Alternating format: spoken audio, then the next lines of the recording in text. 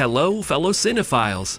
Today, we're going to delve deep into the latest chapter of the much-loved horror franchise, Insidious, The Red Door.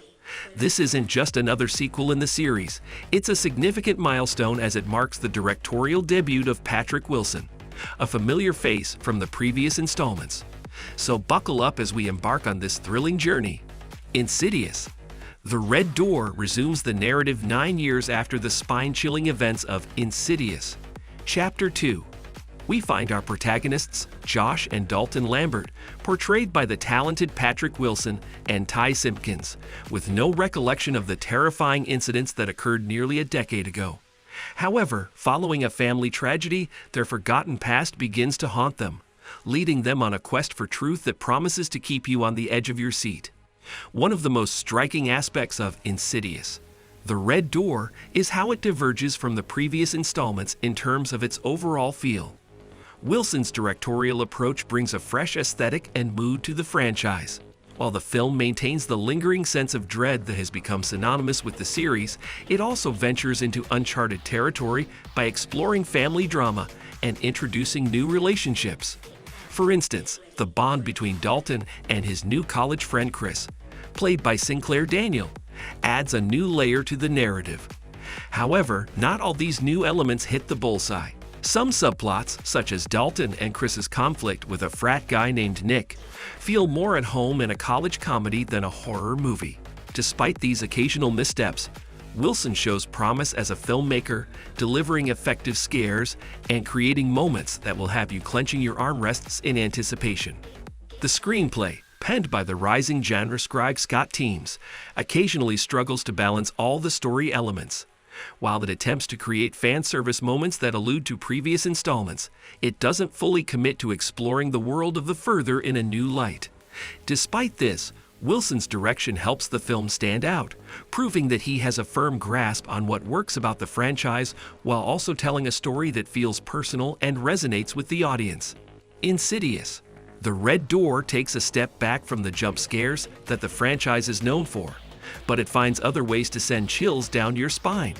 One sequence, in particular, involving Josh sitting in his car, texting Dalton, oblivious to the eerie happenings behind him, is particularly unsettling.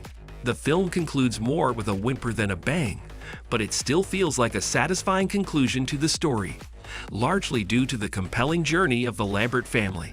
In conclusion, Insidious, The Red Door might not be the most terrifying installment in the franchise, but it feels a lot more human than the others before it. The character moments end up feeling more effective than some of the film's big set pieces. While that may not sit well with some genre purists, those who have been with the franchise since the first film will likely find it a gratifying experience. So if you're a fan of the series or just looking for a horror film with a touch of heart, Insidious, The Red Door is now playing in theaters. Don't miss out on this unique blend of horror and humanity. Now let's delve a bit deeper into the performances. Patrick Wilson, reprising his role as Josh Lambert and also taking on the director's chair, delivers a solid performance. His portrayal of a man haunted by his past, struggling with his present, and uncertain about his future is truly commendable. Ty Simpkins, as Dalton, does a decent job too, although his character could have been fleshed out a bit more. Rose Byrne, who plays Renee, doesn't have as much screen time as in the previous films, but her presence is always a welcome addition. Her portrayal of a woman trying to move on from her haunted past, yet being pulled back into it, is both poignant and compelling. The film also introduces new characters like Sinclair Daniel's Chris, who adds a fresh dynamic to the narrative. However, some characters, like Hayam Abbas's strict art professor, feel underutilized and could have been given more depth. In terms of scares, Insidious, The Red Door may not have the same level of jump scares as the previous films, but it compensates with a more psychological approach to horror. It's the kind of film that creeps up on you, with the horror lurking in the shadows and the corners of your mind. The film's conclusion may not be as explosive as some might expect, but it provides a sense of closure to the Lambert family's story. It's a testament to the film's focus on character development and narrative depth, rather than relying solely on shock value. Overall, Insidious, The Red Door is a worthy addition to the franchise. It may not be the scariest, but it's certainly one of the most human. It's a film that understands that horror isn't just about the monsters under the bed or the ghosts in the attic. It's also about the demons within us, the past that haunts us, and the fear of the unknown.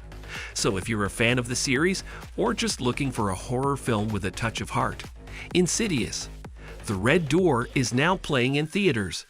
Don't miss out on this unique blend of horror and humanity.